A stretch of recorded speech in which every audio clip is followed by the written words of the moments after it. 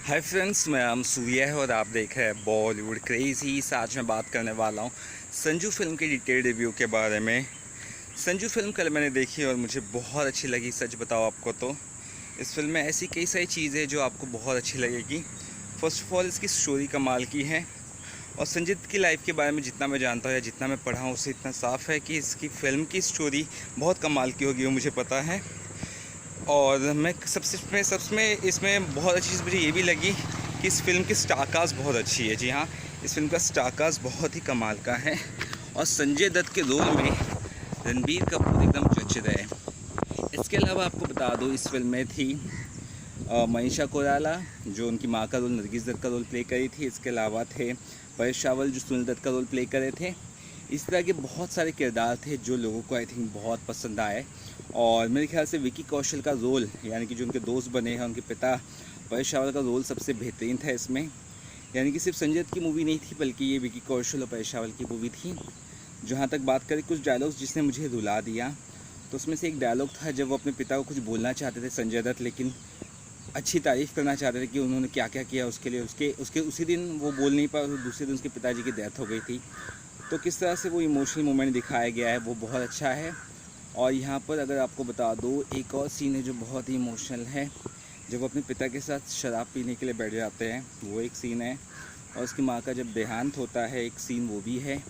कुछ सीन्स मतलब ऐसे कि जो आपको बहुत रुलाएंगे और आपको बहुत उससे हर्ट होने वाला है और आपके आंसू आ जाएंगे। लेकिन कुछ सीन्स ऐसे हैं जो आपको बहुत हंसाएंगे। जैसे इसमें एक डायलॉग है घपा घप छे, तो वो डायलॉग का मीनिंग वैसे तो बहुत गंदा है बट स्टिल बहुत अच्छी तरह से बोला गया है। जैसे कि हम जानते हैं राजकुमार हिरानी की फिल्मों में किस तरह से बोला जाता है, तो उस तरह से बोला गया है। और वो इस फिल्म का प्लस पॉइंट है। और विक्की कौशल जब भी स्क्रीन पर आते हैं संजय दत्त के साथ, वो स्क्रीन में मतलब एकदम जान ले आते हैं, तो वो एक कमाल की बात है। और आई थिंक कुछ चीज़ें मिसिंग थी स्टोरीज़ में, सभी को पता है। बहुत सारी चीज़ें नहीं दिखाएगी संजय दत्त की लाइफ में और वो पॉसिबल भी नहीं है 3.5 घंटे में दिखाना, तो वो एक चीज़ थी। लेकिन हाँ, camera angle, screen play, editing सब कमाल की थी, इसी लोगों को ये फिल्म बहुत पसंद आई है। और आपको शायद पता हो या ना हो, उसमें एक सीन अगर आप ध्यान से देखोगे तो नरगिस दत्त चाहती थी कि उनकी पहली फिल्म जो है सो रॉकी संजय दत्त की वो देखे, लेकिन उसके प्रीमियर से पहले 3 दिन पहले उनका देहांत हो जाता है। तो वो कितनी एक्साइटेड रहती है और इसीलिए जब वो प्रीमियर होता है तो एक सीट वैकेंट रखते हैं ताकि वहाँ पे उन फील कर सके अपनी माँ को। और वहाँ पे एक सीन है जहाँ पर एकदम बहुत बुरी तरह रोते हैं संजय दत्त यानी कि रणबीर कपूर। वो ये कहते हैं कि मुझे पापा मुझे ड्रग से छुड़वा दो, मुझे मरना नहीं है। वो बहुत इमोशनल तरह से शूट हुआ है। यानी कि ओवरऑल अगर इसे मैं 4.5 स्टार कर दिया मैंने, उसका रीज़न ये था कि फिल्म में एक्चुअली दम है और कितना भी कोई भी बुराई कर ले ये फिल्म कम से कम 1 महीना चलेगी, मेरा ऐसा मानना है। और बहुत ही लॉजिकली और बहुत ही सही फिल्म है।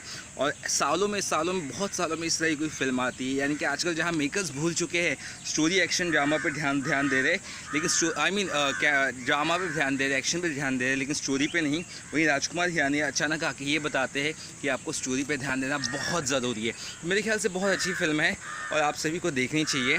और मेरा प्लस पॉइंट बस यही है, मुझे पता है क्यों लगा, इसलिए भी क्योंकि मैं संजय दत्त की लाइफ को काफ़ी हद तक जानता हूँ और उनके पिताजी सुनील दत्त और उनकी माँ नरगिस दत्त की भी लाइफ को जानता हूँ, क्योंकि मैंने फिल्में देखी है उनकी, अच्छे से जानता हूँ, उनकी स्टोरी पढ़ी है, बुक्स पढ़ी है।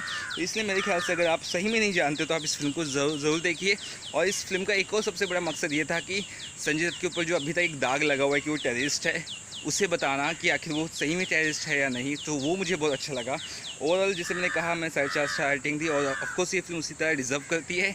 आपने देखी तो आपको कैसी लगी ज़रूर बताइए। वीडियो अच्छा लगा तो चैनल को सब्सक्राइब करना ना भूलिए।